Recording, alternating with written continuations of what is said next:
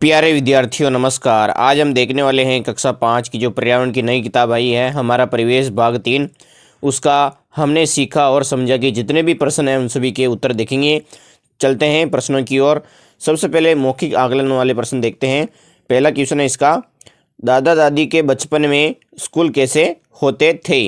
तो इसके उत्तर में आपको लिखना है कि दादा दादी के समय स्कूल सादे होते थे, बच्चे ज़मीन पर चटाई पर बैठकर पढ़ते थे और शिक्षक ब्लैक बोर्ड पर पढ़ाते थे। अगला प्रश्न है दूसरा, पहले लोग यात्रा कैसे करते थे और अब कैसे करते हैं। तो इसमें लिखना, पहले लोग पैदल, बैलगाड़ी या ऊंट गाड़ी से यात्रा करते थे, अब लोग बस, ट्रेन, कार और हवाई जहाज से यात्रा करते हैं। अगला प्रश्न है, पुराने ज़माने के घरों और आज के घरों में क्या क्या अंतर आया है। इसका उत्तर, पहले घर कच्चे होते थे और मिट्टी से बने होते थे, आज के घर पक्के, सीमेंट और ईंटों से बने होते हैं। चौथा प्रश्न, राजस्थान की परंपराओं में कौन कौन से बदलाव आए हैं। तो राजस्थान की वेशभूषा, खान पान और त्योहारों में आधुनिकता आई है, लेकिन परंपराएं अभी भी बनी हुई हैं। ये इसका उत्तर हो गया। हमारा अगला प्रश्न है पांचवा, पुराने और नए खेलों में क्या परिवर्तन आया है। बहुत ही अच्छा प्रश्न है। तो पहले कबड्डी, किट्टे या खो खो जैसे खेल खेले जाते थे, अब मोबाइल और वीडियो गेम अधिक खेले जाते हैं। अगला प्रश्न छठा, मौसम के परिवर्तन का हमारे जीवन और रहन सहन पर क्या प्रभाव पड़ता है। तो इसमें लिखना है कि मौसम बदलने से हमारे कपड़े, खान पान और स्वास्थ्य पर प्रभाव पड़ता है। भूमिका निभाने की गतिविधि, संक्षिप्त उत्तर, यानी कि ये इसका उत्तर हो गया। अगला प्रश्न, जलवायु परिवर्तन की समस्या और उसका समाधान बताइए। तो जलवायु परिवर्तन से गर्मी बढ़ रही है, इसका समाधान पेड़ लगाना, पानी बचाना और प्रदूषण कम करना है। इसका उत्तर हो गया। अब अगला प्रश्न है लिखित आकलन वाला ख वाला, सही उत्तर का चयन कीजिए। एबीसीडी वाले प्रश्न है ये, जिसका पहला है, पुराने समय में लोग पढ़ाई करते समय क्या उपयोग में लेते थे। ए लैपटॉप, ब स्लेट और तख्ती, स किताबें, द मोबाइल।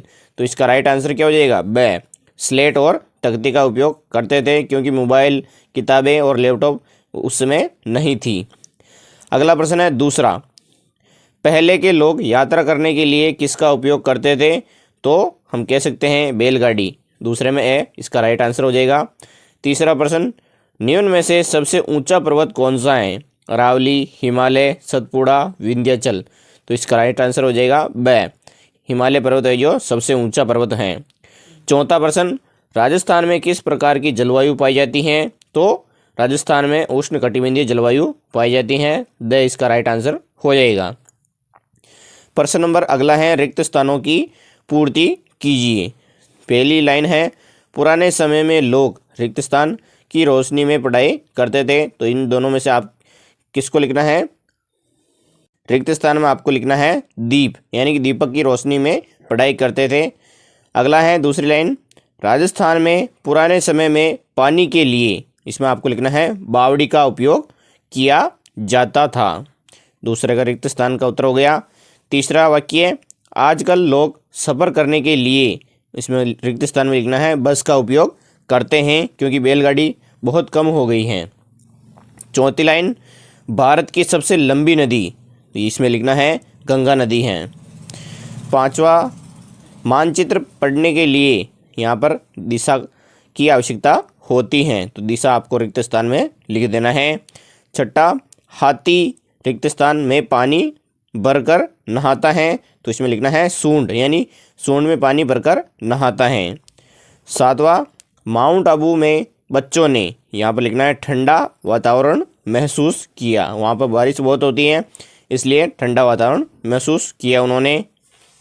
आठवां वाक्य है, रेगिस्तानी इलाकों में जल संरक्षण के लिए यहाँ पर टाँके बनाए जाते हैं, कुएं नहीं टाँके बनाए जाते हैं, तो इसमें आपको लिखना है टाँके। अगला प्रश्न सही गलत लिखिए, जिसका पहला है, पुराने समय में लोग मोबाइल फ़ोन से बात करते थे, गलत हैं, क्योंकि उस समय मोबाइल नहीं था, इसलिए गलत है इसका आंसर। दूसरा, पुराने समय में लोग बैलगाड़ी से यात्रा करते थे। ये वाक्य क्या है? सही है, यानी कि इसमें सही लिखना है और राइट का निशान लगा देना है। अगला है तीसरे में पहले घरों में बिजली आसानी से उपलब्ध थी। तो ये क्या है? गलत वाक्य है, क्योंकि पहले बिजली बहुत कम जगहों पर थी। चौथा वाक्य, राजस्थान में समुद्र तट पाए जाते हैं। ये वाक्य क्या है? गलत है, तो इसमें आपको गलत कर देना है। पांचवा, जलवायु परिवर्तन का प्रभाव पूरी दुनिया पर पड़ रहा है। तो ये वाक्य क्या है? सही है, क्योंकि उसी के कारण ये पृथ्वी है जो नष्ट होने की कगार पर है। छठा, हवाई जहाज से बहुत धीमे धीमे जाते हैं। ये वाक्य क्या है? गलत हैं, तो इसमें उत्तर में आपको गलत रिक्त स्थान में भर देना है। सातवां, यात्रा के दौरान बच्चों ने हवा में उड़ती हुई धूल देखी। तो ये क्या है? वाक्य सही है। आठवां, राजस्थान के कुछ गांवों में बावड़ी जल संरक्षण का एक पारंपरिक तरीका है। यस, ये है जो वाक्य सही कहा गया है। अगला प्रश्न है, पुरानी और नई चीज़ों का मिलान कीजिए, यानी कि मिलान करना है इस प्रश्न में। जैसे कि पुरानी चीज़ें इधर दी गई हैं और नई इधर हैं। जैसे कि दिया, इसको नई चीज़ क्या आ गई है? एलईडी लाइट आ गई है। बैलगाड़ी को आपको मिलाना है बस से। मिट्टी का घर को आपको मिलाना है सीमेंट कंक्रीट का घर। और कुआं को आपको मिलाना है ट्यूबवेल। और पत्र संदेश भेजना, ये ईमेल से आपको मिलान कर देना है। तो इसका उत्तर हो जाएगा। अगला प्रश्न है, 2 से 3 पंक्तियों में उत्तर लिखिए। जिसका पहला, पहले के विद्यालय और आज के विद्यालय में क्या अंतर है। बहुत ही अच्छा प्रश्न पूछा गया है कि पहले के विद्यालय में और आज के विद्यालय में क्या अंतर है। तो इसमें लिखना है आपको, पहले विद्यालय सादे होते थे और साधन कम थे। आज विद्यालयों में स्मार्ट क्लास, कंप्यूटर और आधुनिक सुविधाएं हैं। अगला प्रश्न है दूसरा, पुराने समय में लोग रात में कैसे रोशनी करते थे। तो इसमें लिखना है, पुराने समय में लोग दीपक, दिया और मशाल की रोशनी का उपयोग करते थे। तीसरा प्रश्न, पुराने और नए परिवहन साधनों में क्या अंतर है। तो पुराने समय में बैलगाड़ी और ऊंट से यात्रा होती थी। आज बस, ट्रेन और हवाई जहाज से तेज यात्रा होती है। अगला प्रश्न है चौथा, जलवायु परिवर्तन का मुख्य कारण क्या है। तो जलवायु परिवर्तन का मुख्य कारण प्रदूषण, पेड़ों की कटाई और वाहनों का अधिक उपयोग है। इसका उत्तर। अगला है प्रश्न नंबर 5, नक्शा मानचित्र पढ़ने के लिए किन बातों का ध्यान रखना चाहिए।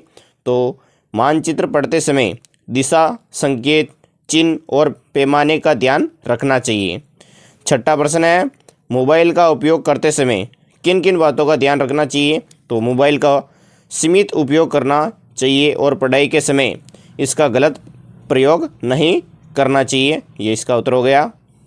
प्रश्न नंबर 7, गर्मी, सर्दी और वर्षा ऋतु में स्वस्थ रहने के लिए किन सावधानियों का ध्यान रखना चाहिए। तो मौसम के अनुसार कपड़े पहनना चाहिए और साफ पानी व भोजन का सेवन करना चाहिए। ये इसका उत्तर हो गया।